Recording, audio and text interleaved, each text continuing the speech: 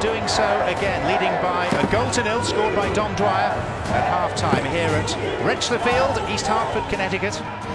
Dom Dwyer making his international debut at the age of 26, having only qualified to play for the US as recently as March, and he's seized his chance, has looked the part, and has provided that pinnacle of celebration as well.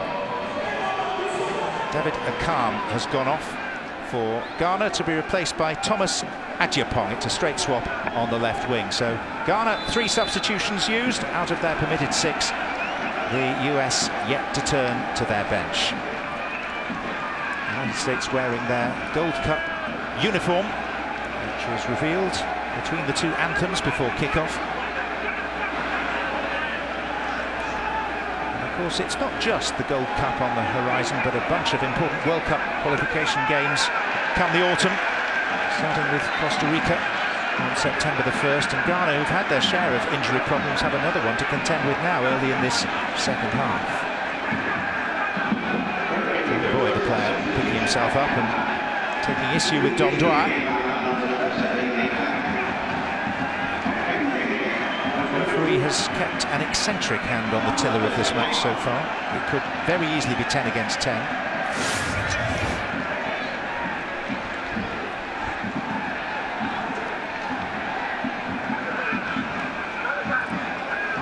That's sufficiently out of control to have maybe got Dom Dwyer in a referee's notebook. But defenders hate that. Defenders hate when forwards chase down balls to the sideline and chase for little things and put pressure on them. They hate it. I do think that's one of the things, though, Dom Dwyer, in speaking with Peter Vermees over the years, is keeping a cool head. You know, if you do get a yellow there, that would classify as a stupid yellow. There's no reason to leave your feet and challenge for that, but that's also what makes Dom Dwyer very successful as well. And also, if he's ever going to be pumped up, it's today. Of course.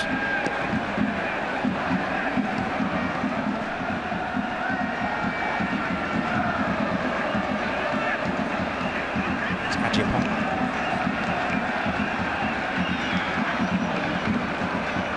Ghana have lost 4 of their last 7 games, so they hardly come to Connecticut in sparkling form.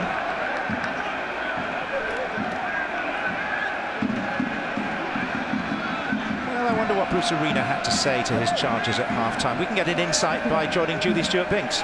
Well, John, Bruce Arena told his team at halftime that he wants them to switch the point of attack, not to have any silly fouls in the defensive third, and to stay patient. These next 10 minutes are crucial. He wants them to be aggressive. Thank you very much, Julie. Let's see whether they carry out his instructions. Nothing like the message of a coach, Tony. You know what? We need to be patient and aggressive. And to do that, you approach it how? I don't. You're asking the wrong guy. I don't have a lot of patience. Quite a bit of aggression, though. But I do understand what Bruce is saying. I just think it's a funny play on words. But what he is talking about at times is he believes that some of the young midfielders they have, they don't always need to look for that killer ball. They can maybe knock it to the side and play it to the fullbacks and keep the ball a little bit more and be more comfortable in possession. But I also like when there is a little bit more urgency to get it wide and get it forward as quickly as possible and get Dax McCarty and Kellen Acosta in these spots. Here's Zusi to McCarty.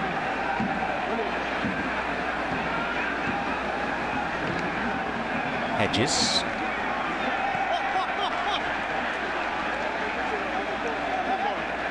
The field, I must say, looks a picture today. Great credit to the ground staff who've produced an excellent playing surface, despite a downpour of almost biblical proportions last night at round about this time, which forced Ghana to wait 2 hours before they were able to train on the surface. Kellen Rowe to Kellen Acosta.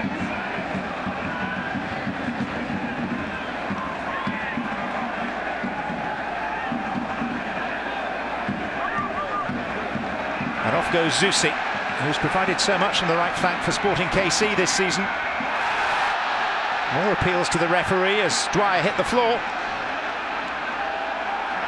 With the official from El Salvador playing on. And this is Agyapong.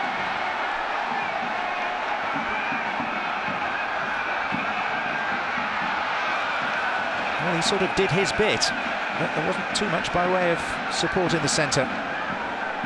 You love it from Kellen Acosta and the ability to play this ball forward, but with the pace for Graham Zusi to hit it first time. And it looked like there was just a push on the back shoulder of Dom Dwyer, but then Ghana goes immediately the other way, playing in the feet. Dwyer Mena.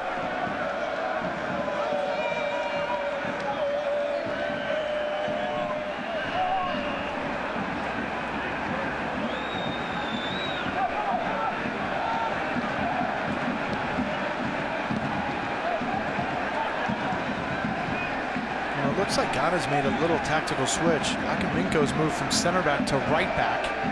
And Opoku's now moved to center back next to John Boy.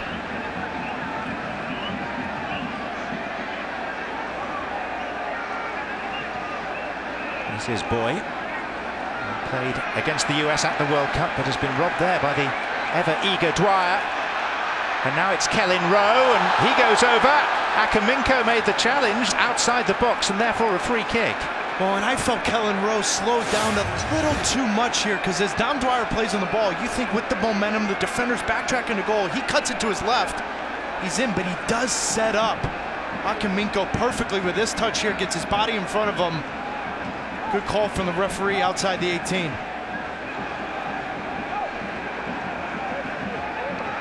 Nice balance from Rowe, waited for the contact. He just felt like he had the defender set up perfectly. If he got at him with pace, cut it to his left, and had a finish. This is such a difficult spot here. We see it around the world, how difficult it is from 18. Too close to be ideal. I agree. So now, if you're Ghana, do you set up a wall of 6, 7, 8 players to make sure they can't get it right at Richard Okori at that right post? But you would have to think the only real way here is to that right post hit with pace and hope for something to happen here.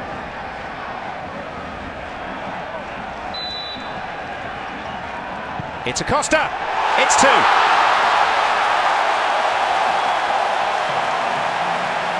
Very smoothly worked.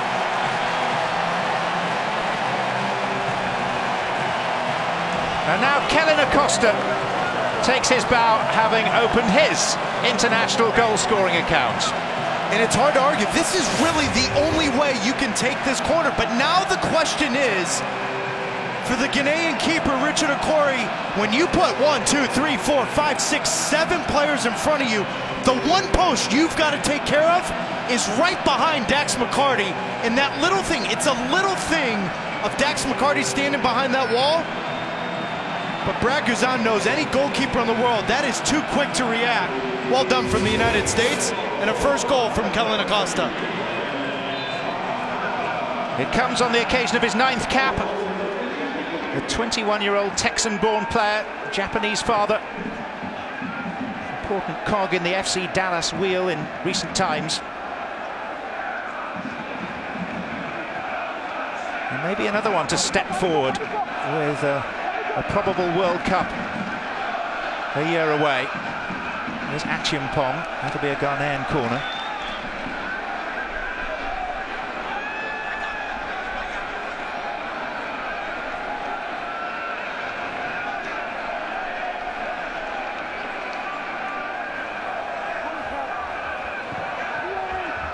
No post delivery. That was the intention, but it was hit slightly deeper than that. And we'll come back for a free kick to Ghana.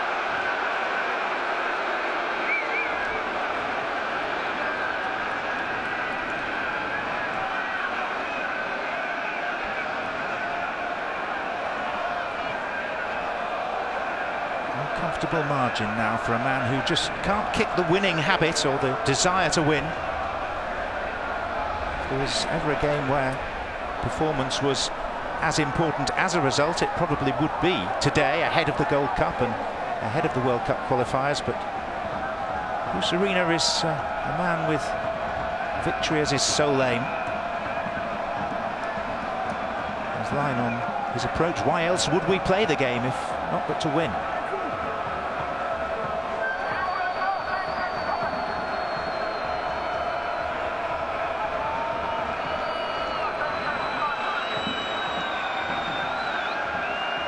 Dwamena who has placed this with particular care.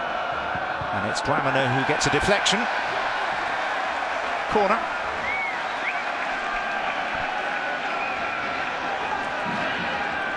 Grazan, a particularly vocal last line of US defence.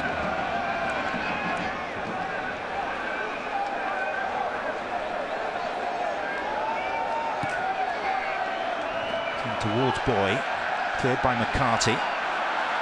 And his defensive diligence sets up a chance for a counter through Areola.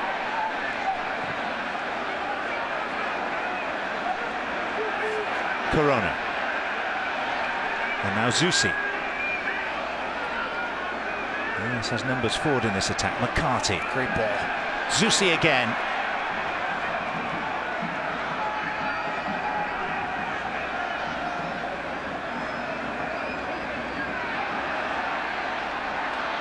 Corona. Well, there were a couple of nibbles before the final bite.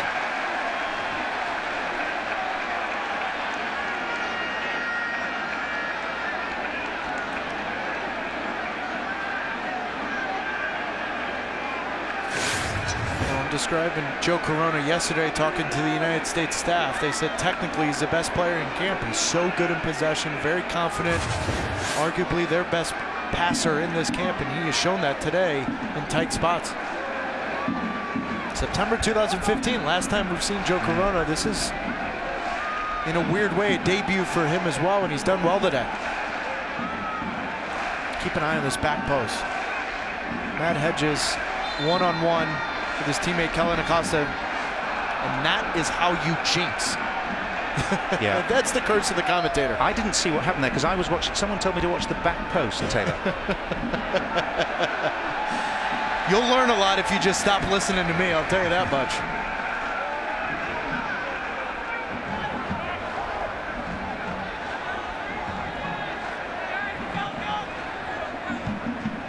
Rowe.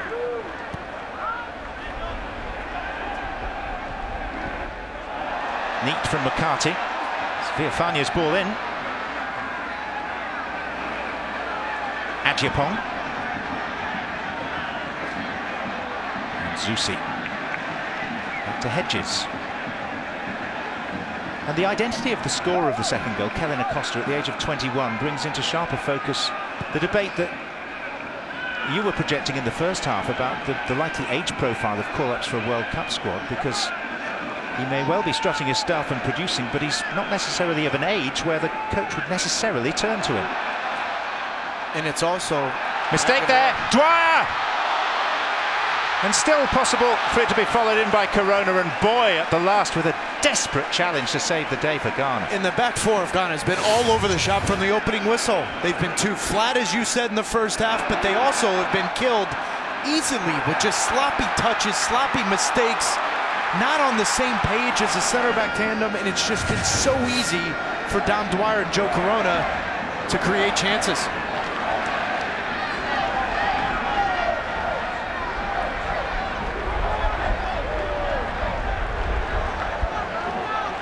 Acosta to take the corner.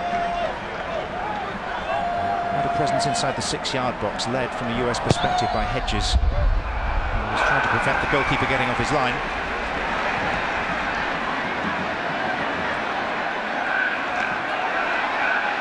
Chimpong with Villafaña. And a free kick for Ghana now.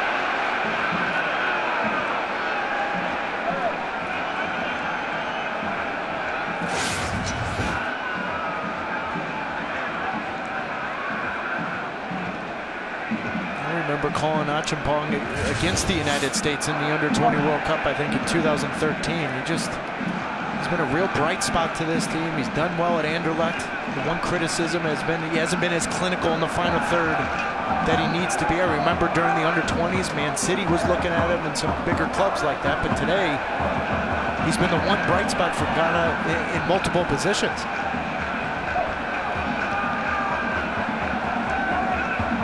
There's a committee meeting which has just been called to a halt by Asamoah Gyan, who has heard an application for a colleague to take it and ignored it, and taken it himself and scored, which in part makes up for the penalty failure Asamoah Gyan scores his 51st international goal. The man who got the winner against the US in Rustenburg in 2010. On the mark again. Well, and you can have an argument about Asamoah Gyan in his club career not scoring goals consistently, but what he's done in a Ghanaian national team jersey, 104 caps, 51 goals. And how many of those have been big, massive goals? That one of special quality from Asamoah Gyan. Yes, that was just about the perfect free kick. The yellow card has been dished out for the foul on Corona.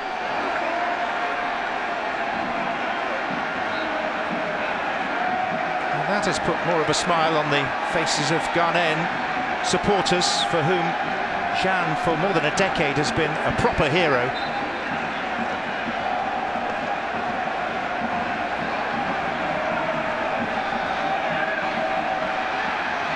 Player booked, by the way, was Saki.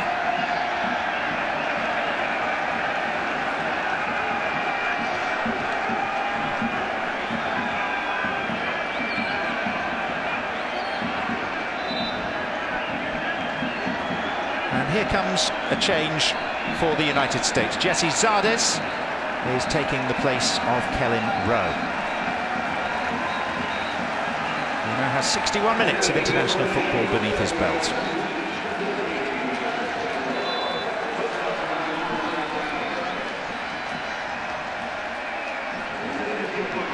Well, and for a debut, I think Kellen Rowe should be quite pleased with his debut. He had a couple good touches, first touches, in the opening 30 to 35 minutes. Good play by Dwyer. And Dwyer wants the return. Spectacularly cut out.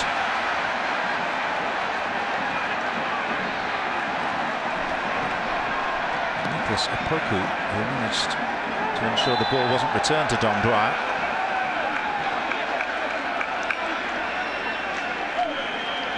You're talking about Nicholas Opoku. How good is this? Dwyer touches. Now he's going to come off the back shoulder. I love that ball from Paul Arriola. That is a first-class, world-class quality there, because that is so difficult if you're going to leave your feet to then knock it back. Great ball in for Paul Arriola. Opoku's shirt number 19 matches his age. It's his debut. That's McCarthy. Neat from Corona.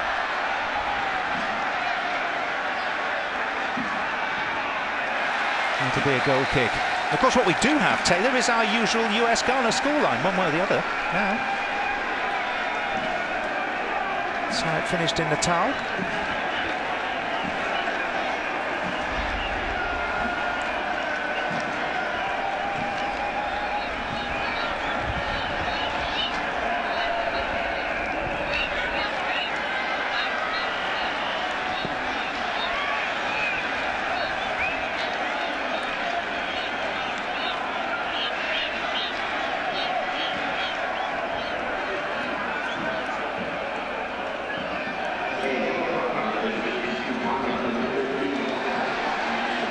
No foul.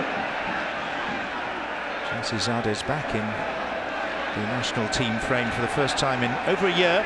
Foot and knee problems have kept him out.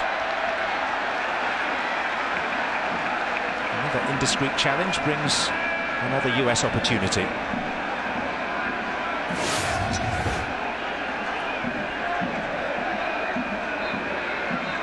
It's little things.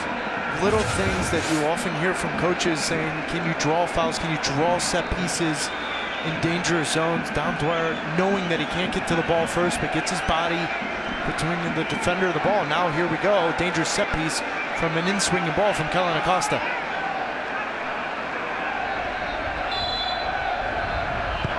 Acosta it is. Not too close to Richard Ofori.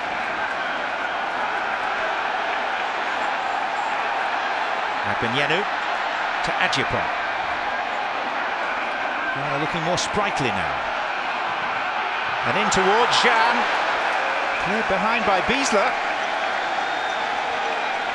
Well, here you are for 65 minutes. You've pretty much limited Ghana going forward, other than the opening breakaway 34 seconds in. but they're so explosive. They're so dynamic in wide areas with their pace. All it takes is one mistake from the United States and Ghana's right back into this. Another corner. It's as if Ghana have been woken from hibernation. Well, and even though it is a friendly, you still can learn a lot about a player here. You know, and how do Matt Hedges and Matt Beasley organize this game? Now by McCarty. Dwyer. Areola. Zardes was making a run on the other side. Into foul. Ebenezer Afori.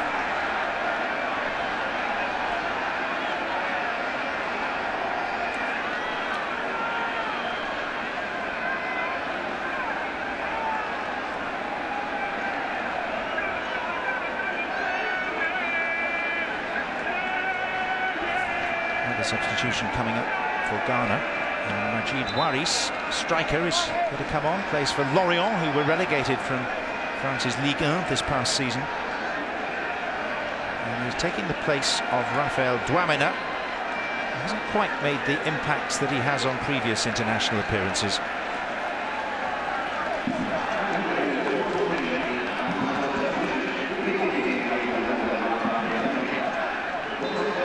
Maurice Nerzen's way to goal, a regular goal scorer, not just at Lorient, but Spartak Moscow and Trabzonspor as well. And he's also a player that's got a chip on his shoulder after he was left off the Africa Cup of Nations roster in 2017. So that's another player that can come into this one different, though. Asamoah Gyan will now play higher. He'll try to split Beasley and Hedges. Maurice will play underneath. So Dax McCarty, Kellen Acosta, one of them has to be just in sync with the two center backs, keeping an eye on Maurice underneath.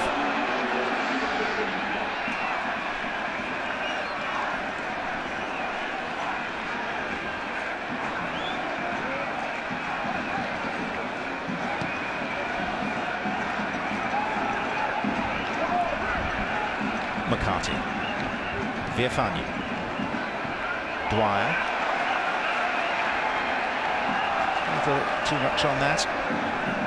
Plenty of football to look forward to on ESPN in the upcoming weeks and months. EPL powerhouse Manchester United taking a trip for a friendly with Giovanni Dos Santos and the LA Galaxy. That's in a fortnight's time, one of the final tune-ups for the Red Devils before the ICC, the International Champions Cup, that start July the 21st. It's 10 p.m. Eastern, ESPN2, and also streaming live on the ESPN app. Forward to the ICC. Some top-line matchups headlined by that Clasico in Miami, Barcelona against Real Madrid at the end of July.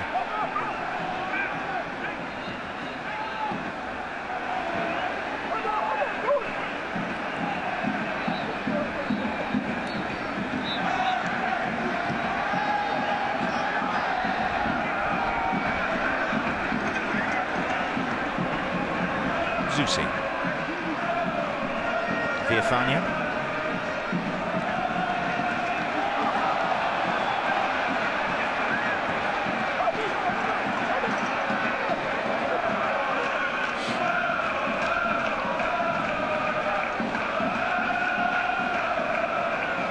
The fifth Ghanaian substitution is imminent. This time it's going to involve Kwadwo Poku, who has been making quite a name for himself at Miami FC, top of the NASL. Also helped himself to a 93rd minute winner on Wednesday night in the US Open Cup against Atlanta United. He'll be with us shortly, and so will Kenny Sayev for the United States.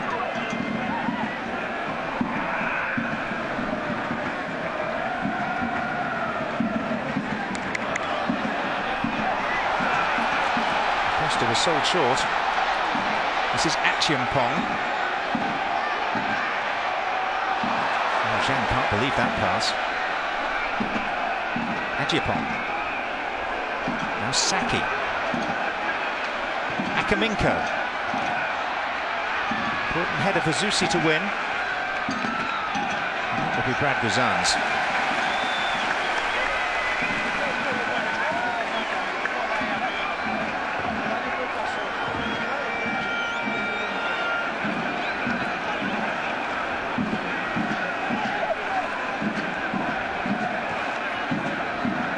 Left by Corona cleverly for Zardes. Dwyer ever hopeful in the centre. Not advanced enough, and this is Areola. And it'll be a corner. And also an opportunity for some of these substitutions to happen.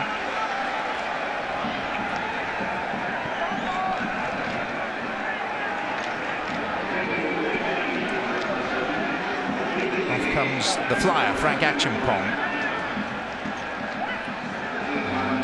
And Poku taking his place. A mixed week with that winner against Atlanta in the US Open Cup, and prior to that sent off in Miami's victory over New York Cosmos.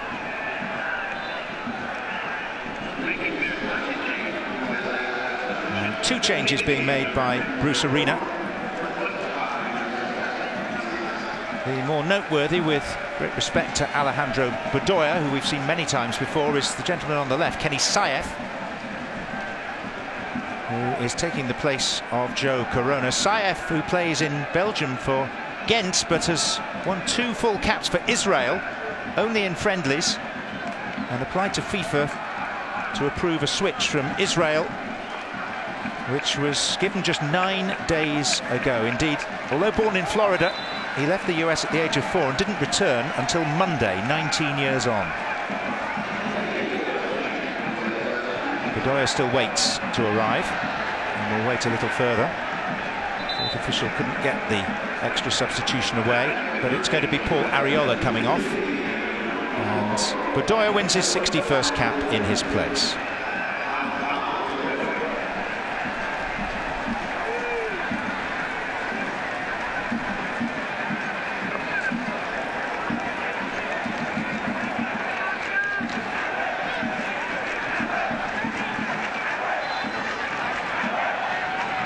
Another corner. And the goalkeeper got lost as Dwyer challenged, back in by Beasler. And then McCarty. And Ghana go for the quick distribution towards Jan, spotted by Zusi. Saef. Achiapong. And there's plenty of cut and thrust to this friendly game still. Waris.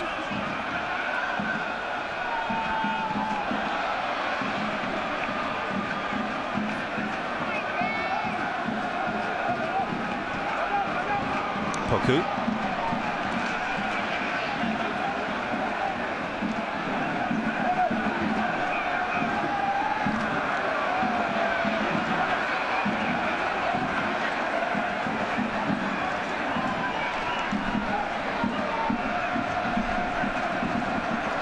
Kenny Saef is getting an opportunity here, John. He's a left-footed attacking player, but with Giazzi Zardes in the game at the same time, he's going to play underneath Dom Dwyer and take the position of Joe Corona. It's Achiapong. And Waris!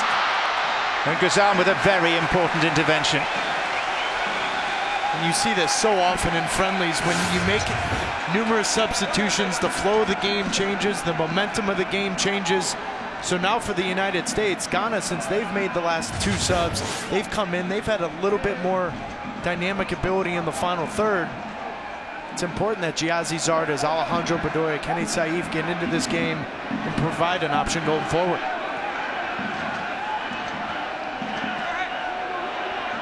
And Saef is an interesting recruit. I saw him play very well in Belgium earlier in the February for Ghent as they knocked Tottenham out of the Europa League. And he can play in a variety of roles, but let's find out more. Julie Stewart-Binks can inform us. John, Kenny Saef told me he received a call from Coach Kenny Arena 2 months ago, one night in Belgium, telling him they'd been watching him and asking him if he would play for the U.S. Saef said it took him a few moments to comprehend what was going on. He was very surprised, and he said, of course, he'd love to come play for the U.S. He told me he feels American because he was born in this country. He said everyone's been so welcoming, especially his roommate, Eric Lehigh. So Kenny Saef now 2 caps for Israel and 1 for the United States, and he's permanently opted for United States going forward. FIFA have confirmed that. And he could be a very useful acquisition because of his versatility. Well, and experience. You look at it throughout his career, 20 games, whether it's in Europa League or Champions League. Beasler away with his heel. mean, for being honest, John, the United States, I don't think has the luxury yet to turn away players that have that experience and not at least have a look at it. Poku. Jean. Went for personal glory. I was sitting with Patrick Vieira a couple weeks ago in New York City before New York City, Seattle, and I asked, why did you get rid of Poku? And he wasn't very forthcoming about his answer. But the one thing about Poku that I've always been appreciative of is that in the final third, underneath Jason Price, he excites the team. He's got a flair for the dramatic. Now, Patrick Vieira said tactically it's very difficult to work with him, and he knew that was, and they also were offered a huge amount of money from an NASL team for a player like that as Jordan Morris comes into this. So sum up Dom Dwyer's contribution. Exactly what you want. I mean, this is your first career international game, and you get an opportunity to put the ball away. He had an impact from the opening whistle. I use the word relentless, and I will repeat it time and time again, but it doesn't matter if it's 1, 2, 90 minutes long. Dom Dwyer is a nuisance. He's a pain in your backside. He hates losing any kind of battle for the half an inch, and he's also got the ability to put one away. He'll remember that for the rest of his life. Absolutely. However many caps, however many goals may follow, it's a red letter day in Dom Dwyer's career. But to finish the thought on Poku, John, I just think Patrick Vieira and the New York City staff looked at it and said, you know what, we'll give him an opportunity to play in every game. And he's gotten those opportunities in the NASL. He leads the league in chances created. And that goal he scored against Atlanta in the Open Cup, again, 93rd minute, that dramatic play, he comes up with it.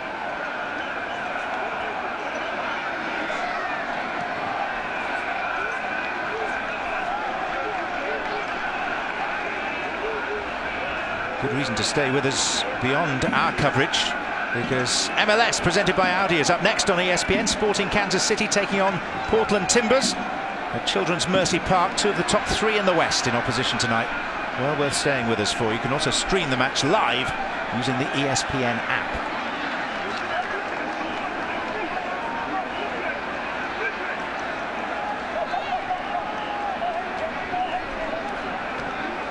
You know, we talked a lot today, John, about new faces, and here's one on the ball. Kenny Saif, great ball forward. Jordan Morris lurking. It's a little deeper than that towards Zardes. Kenny Saif. It's Bedoya's ball in. Zardes hoisted away by Akaminko. But there are two players on the field right now for the United States that are in a little bit of a big moment in their careers, in Giazzi Zardes and Jordan Morris. You know, if form, fitness has been a huge part of Zardes over the last year, injuries. What's his best position? You know, Bruce Arena may say something different than Kurt Onofo, and then Jordan Morris, you know, last year 12 goals, 4 assists. This year only 2 goals in 16 games, and a big part of that was the ankle injury and his fitness, but also the same question, what is his best position? And the one thing about Jordan Morris and Giazzi Zardes is they're both tweeners. Are they wide players? Are they number 9s? And I think Bruce Arena thinks Jordan Morris is a number 9, a player that can play up front, run the channels, run the seams. I think this is a big month in Bruce Arena's mind in assessing Jordan Morris and Giazzi Zardes.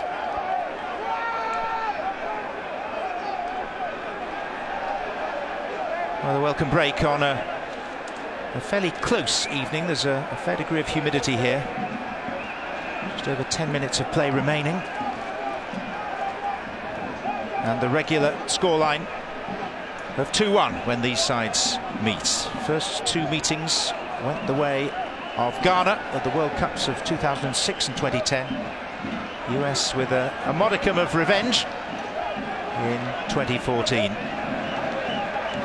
And whilst this is not at the same level, the Ghanaian contingent still hopeful that they might get a positive result. And on the bench there, the technical coordinator of Ghana, Stephen Appiah, the man who effectively played a part in bringing to an end Bruce Arena's first spell in charge, was his penalty in the game in the World Cup all those years ago, back in 2006 in Nuremberg. He was talking about it. Were you surprised that he was talking about Michael Essien and it seemed like it was a sore that hadn't entirely healed. Are you talking about me or him? I could apply it to both, but in this instance, him. Final change by Ghana. And because of Jerry Akaminko's injury,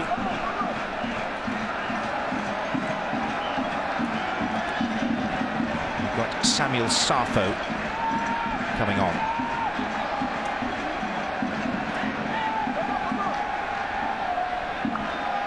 Sarfo himself has an interesting backstory. He is a police colonel, and this time last year he was on close protection duty for the national football team. Now he's part of it, and he's out there winning his first cap this evening.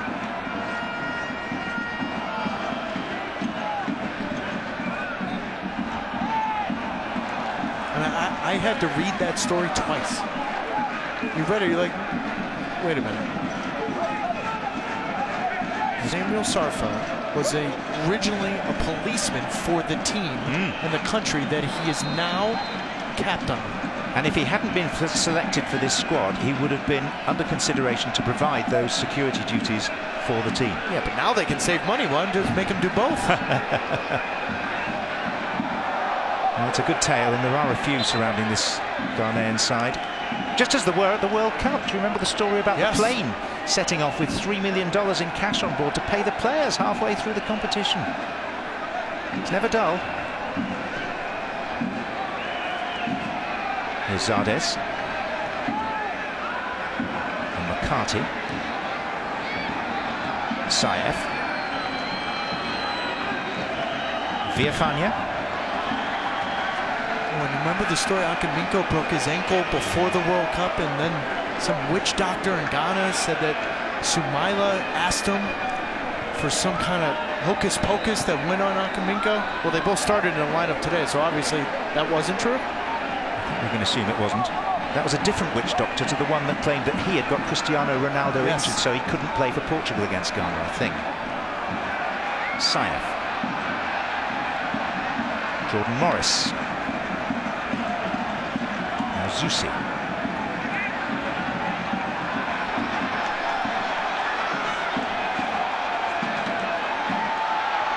Jan. And Beasley urging Guzan to come out, which he does at speed.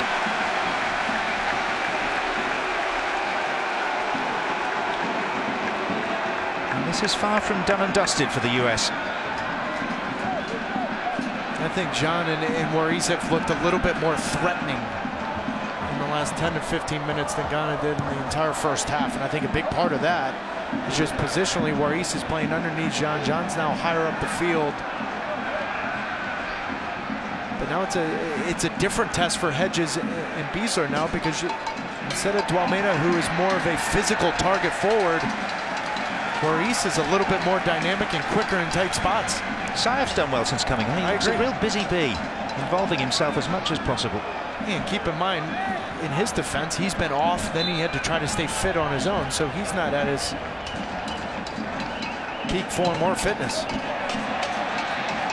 But it's also, John, one of those players that I said their World Cup starts now, because this is one of the few opportunities Bruce Arena and his staff are going to be able to see him.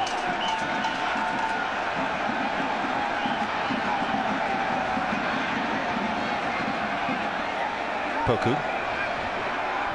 Lofted for Jean.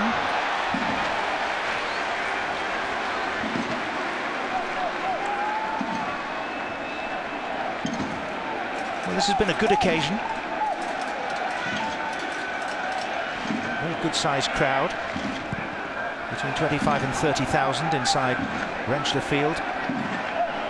Vibrant atmosphere enhanced by the presence of so many Ghanaian supporters, and also I would venture to suggest, Taylor, a pretty useful exercise for both coaches. I would agree with that. I mean, you mentioned it at the beginning of Ghana struggling in World Cup qualifying. They're still early in it, but in your group you have to finish first in order to advance, and right now they've struggled, so they needed answers. But I asked Bruce Arena point blank, how important is it to win this Gold Cup over the next 2 or 3 weeks? And he said, quite honestly, I need answers to some of the questions. I need to build my 23-man roster. He said, of course, we're going to try to win every game, but if we don't win the Gold Cup and I complete my roster by 4 or 5 players, that's a win in his mind and his staff's. And I think Dax McCarty's done well today. I think Kellen Acosta's done well, so it's going to be interesting to see what part they play in the Gold Cup.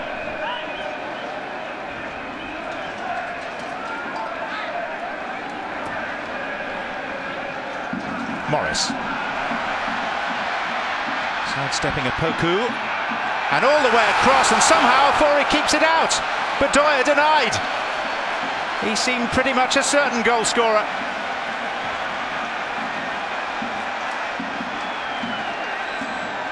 Agyapong leading the counter now for Waris.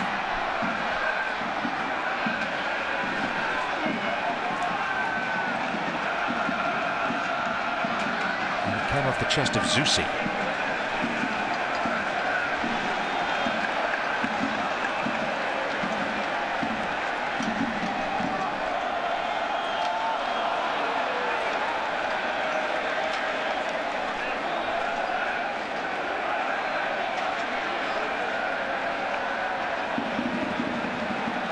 It's late in the game and it's showing. Let's go back to that last chance for the United States, and the reason why everyone for the United States national team staff is salivating at Jordan Morris is his ability to blow by defenders, but that's something I haven't seen often, if at all. Jordan Morris throughout his entire career in college and even with Seattle Sounders, that's with the outside part of his right foot. Great ball in, back post here from Jordan Morris. Even bigger save from Richard Ofori. That's all you can do if you're Alejandro Bedoya. Headed down with pace. Goalkeeper came up with a big save. But that is the quickness in the turn from Jordan Morris that Seattle Sounders fans are wondering where that has been over the first 16 games. So stats don't stack up in the same way they did last year when he was Rookie of the Year. But he only had a couple goals at the beginning of the year, and then he got hot at the end. And part of that was Clint Dempsey was dealing with the irregular heartbeat, and so Jordan Morris looked almost more comfortable without Clint Dempsey in the lineup. Omar Gonzalez sprints on because Villafania can't continue.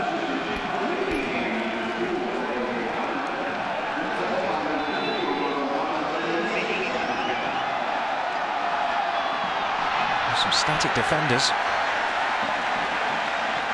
US get away with it.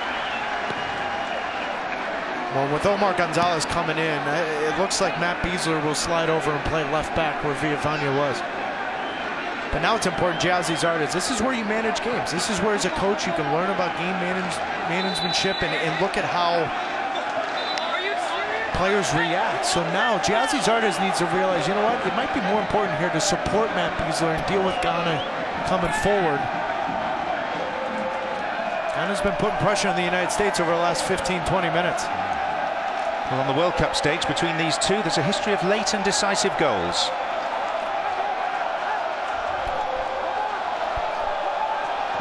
Ebenezer Ofori. Thomas Agyapong.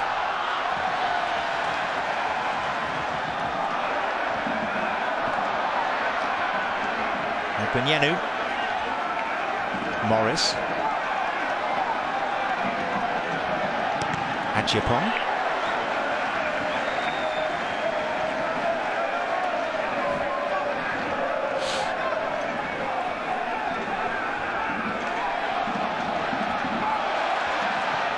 Agyapong's ball in.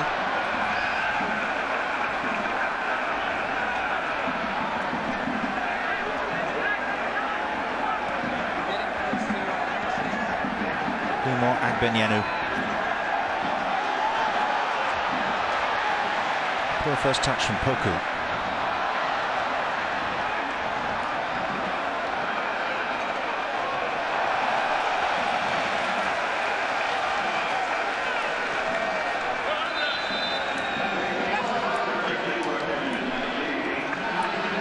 Official attendance confirmed as just a shade under 29,000 inside Pratt & Whitney Stadium at Rentschler Field today.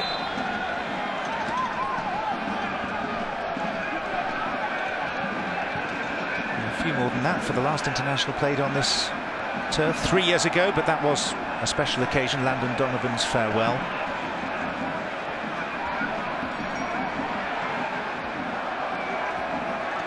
Jam worries.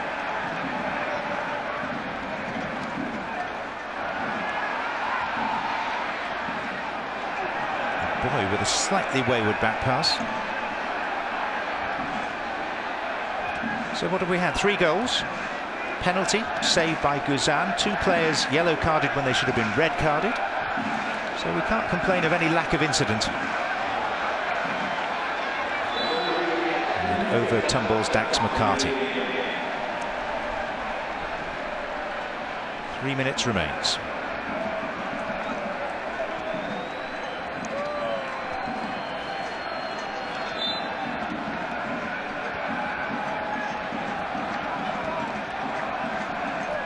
Unless anything goes dramatically wrong from a US standpoint, Bruce Arena's unbeaten start to his 2nd spell at the helm will extend to an 8th game.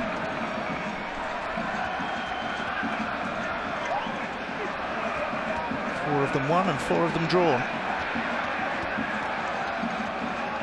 Saev.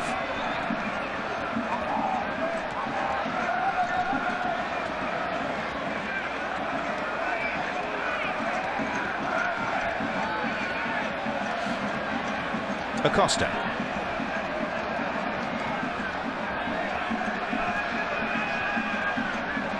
Zusi.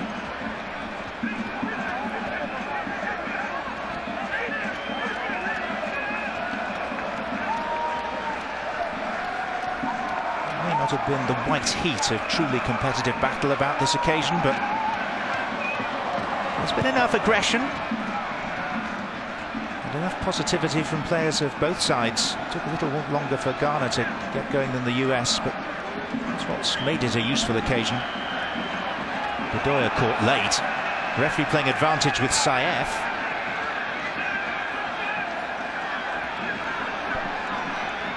Bedoya back on his feet. Here's Acosta.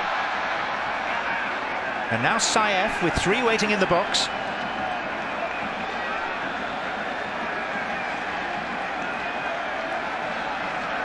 The United States looking comfortable in possession.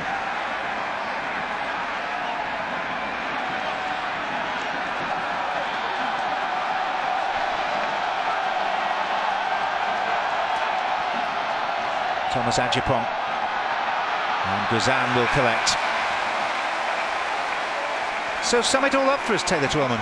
Well, even though there is a competition coming up in a group stage where you've got Panama and you've got Martinique and you've got Nicaragua, I do believe Bruce Arena, and he said it yesterday, will put more into this friendly in assessing players than you will necessarily in the Gold Cup, group play. So when you look at all that, Dom Dwyer, Dax McCarty, Kellen Rowe, players that have shown well today, I think we'll get another opportunity. You'd rather play preparing for a World Cup, Ghana's 2nd team, than assessing a player based on what he did against Martinique in the Gold Cup, and I think you'll see that post-game and over the next couple of weeks when Bruce Arena assesses his team. Beasley's header out. That's just about done it, but not quite. The referee has the whistle at his lips and blows it now. And the United States gain further revenge on Ghana, albeit in a friendlier environment. Back-to-back 2-1 wins for the US over the Ghanaians, and a smile on the face of Bruce Arena at a job well done as he embraces his opposite number, James Kwesi Appiah. Match winner, ultimately, Kellen Acosta's cleverly taken and well-executed free kick. Asamoah Gyan, though, scored an absolute gem from greater distance. We'll remember that, but more than anything else, the moment to take from this, Dom Dwyer, recently qualified as an American player, becoming an American hero with his first international goal early in the first half, setting the United States in the right direction. They win by 2-1. We will be back shortly to wrap things up from East Hartford, Connecticut.